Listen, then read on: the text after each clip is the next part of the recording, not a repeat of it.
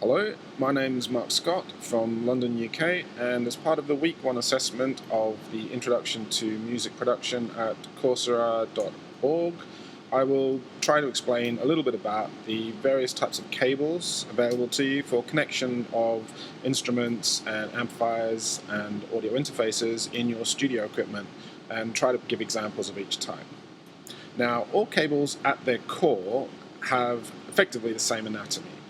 This involves a central core of wire intended to transmit the electrical signal, surrounded by layers of insulation that attempt to reduce the noise and interference gained throughout the transmission process. Now, some cables may also have extra layers of transmitting metal for creating balanced audio layers, or they also have a layer of mesh to increase the sturdiness of the cable itself. Firstly, I would like to go through probably one of the more common types of cables, and this is the 1/4-inch jack cable. These cables are typically used to connect instruments such as electric guitar or bass to amplifiers or audio interfaces. There are generally two types of the 1/4-inch jack cable available, those that are balanced and those that are unbalanced. Unbalanced cables are typically noisier.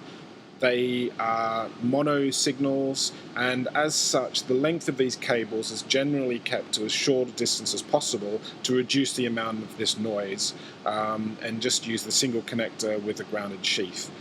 Balanced cables, on the other hand, resemble typical headphone jacks, where they have three distinct areas. They have two transmitting areas and one sheath.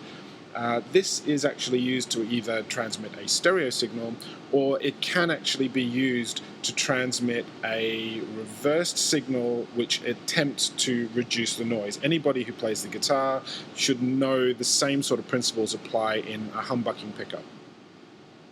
Now, the idea is that you would then use short unbalanced cables to connect to as short a distance as possible to your amplifier or your but you can also create longer cables with still having lower noise by connecting your unbalanced cable to what is known as a direct input box, and then use the output from this DI box, which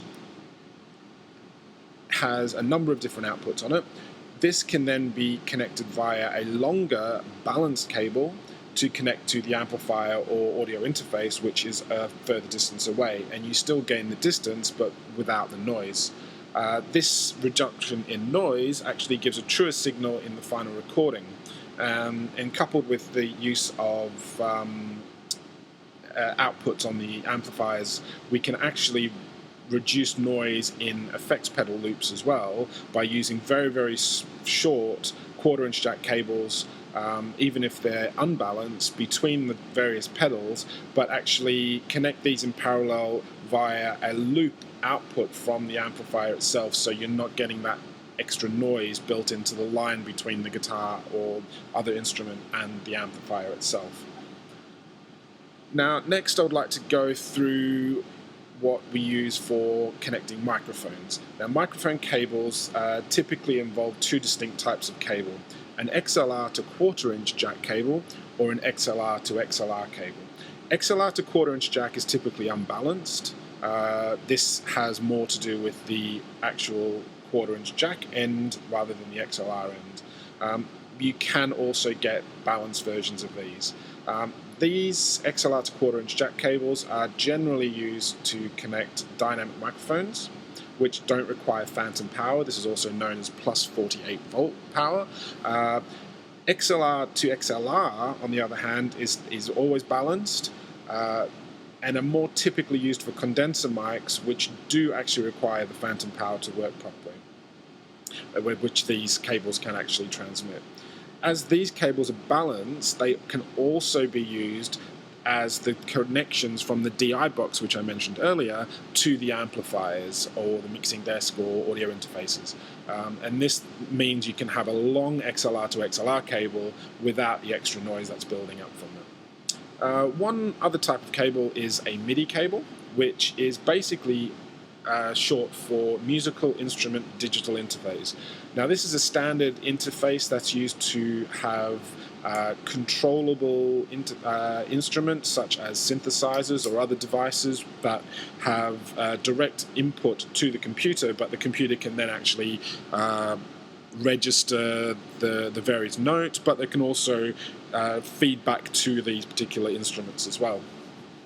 Now, these do require very specific interfaces, and in the past you would have to have a MIDI interface to your computer, or if that's what you're using to record with. However, recently they've started moving towards USB connectivity for PCs and Macs in order to facilitate the compatibility of these devices, especially now that a lot of the PC and Mac software is used on laptops, which obviously you can't have massive cards in the back of them like you could with a standard PC. One type of cable that is actually not so much used for instrument connectivity but is more used for home audiovisual equipment is what's known as an RCA cable. These are typically used for connecting CD players or DVD players to other devices such as amplifiers, but they can also incorporate these signals into your home recording studio, which allows you to sample particular soundtracks and movie tracks and things like that. They do have stereo capability because each channel has a separate connector, but these are also balanced connectors, so the output is actually very noise-free, and these are designed for home entertainment systems, but as I said, quite easily connectable to your home recording studio as well. Now, another common output from your home entertainment systems is normally a digital output via an optical cable. Now, these are cables which basically use an optic fiber cable rather than the wired cable and produce a very, very clean sound and very true to life sound with very, very little interference at all. Okay, so to summarize it, the different cables that we have all have their different uses in terms of what instruments or what hardware they will connect to, but the most important thing to remember in general audio connection for instruments, microphones in the studio is no matter if it's an XLR or a 1/4-inch jack, basically the longer the cable, the more you need to worry about using balanced cables to reduce the amount of interference and subsequent noise that you're getting. And if you're using unbalanced cables, keep them as short as possible. And if you do need to bridge long distances, then use things like a DI box, which can then output to a balanced cable and bridge the longer distances without necessarily reducing the output from your instrument at the time. And that's it for me, and I'd like to thank you for listening and hope I've covered most of the basics that you would need here.